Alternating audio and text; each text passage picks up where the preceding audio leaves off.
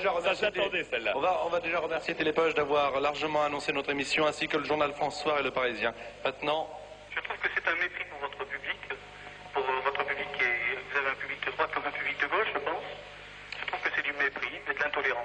Oui, non, je ne suis pas intolérant, en tout cas beaucoup moins que les gens de gauche, mais j'ai dit simplement, et ça a été un petit peu déformé, j'ai dit que la gauche nous avait foutu dans la merde. Alors on aurait pu l'écrire autrement, mais c'est exactement en substance ce que j'ai dit tout à l'heure au début de l'émission. Alors il n'y a aucun rapport avec mon public. Mon public, tous les soirs, je lui joue Napoléon, et quand je fais mon tour de chant, je lui chante mes chansons. Et chaque fois que je chante, j'essaie que ma prestation soit au maximum de mes possibilités physique et morale. Alors, mais je peux avoir des opinions, et effectivement, je considère que nous étions déjà dans la merde avant la gauche, et bien non, on y est jusqu'au cou. Les gens de gauche, c'est de la merde, alors. Je n'ai pas dit ça, j'ai dit que la gauche nous avait foutu dans la merde. C'est clair. C'est très clair. J'ai pas dit que les gens de gauche étaient de la merde, j'ai plein de copains de gauche. En plus, vous cherchez un nouveau... Dans l'équipe de Napoléon, il y a la moitié de l'équipe qui est de gauche, on se parle très tranquillement, on joue tous les soirs ensemble, on sort, on boit, et tout ça, il y a des gens de gauche, il y a des homosexuels, il y a tout ça, et ça fonctionne. Attendez, monsieur.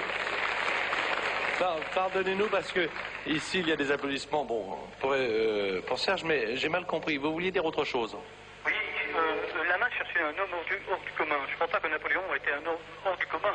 À mon avis, c'était un despote plutôt, dans l'histoire. Ah, cher ami, les despotes, vous avez bien connu la vie de Robespierre? On peut faire François Mitterrand entre nous, hein? Oui. Entre nous. Évidemment, c'est pas comparable. Il y en a un qui est grand, puis un qui essaye de l'être. Mais c'est pas du tout le même. C'est pas du tout le même personnage. On ne peut pas comparer. Napoléon est sorti de la Révolution et il a sorti la France de cette horreur qu'a été la Révolution française. C'est votre avis personnel, ça?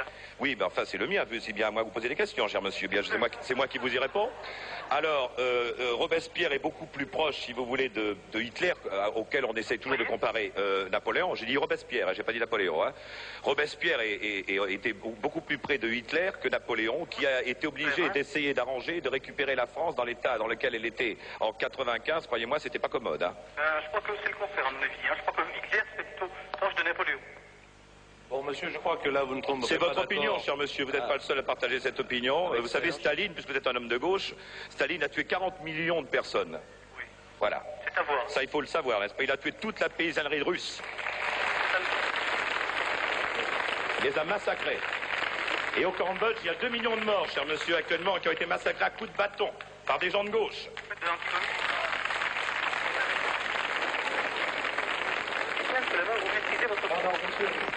Monsieur, je ne voudrais pas vous couper la parole, mais je crois que... Bon, je vous laisse la parole pour conclure parce que... Allô?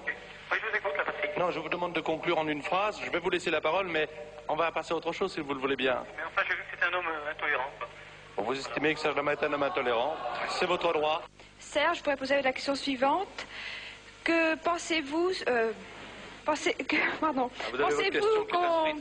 Pensez-vous qu'on nous dira la vérité sur l'affaire Greenpeace? Écoutez, chère madame, alors vraiment là, pour une fois, je suis d'accord avec Mitterrand. C'est rare, il faut en profiter. Alors, l'affaire Greenpeace, le sida, les catastrophes ferroviaires et les accidents d'avion, j'en suis ratouillé. Ça fait vraiment tout, depuis 2 mois que j'entends parler de ça dans tous les journaux et par tous les médias. L'affaire Greenpeace est une affaire d'État. Ces gens, soi-disant pacifistes, n'ont pas besoin de se mêler, qui sont noyautés, nous le savons tous, par l'URSS et par d'autres pays qui veulent nous chasser du Pacifique. Eh bien, ces gens n'ont pas à s'occuper de nos affaires. Il est regrettable qu'il y ait eu un mort. Tant pis.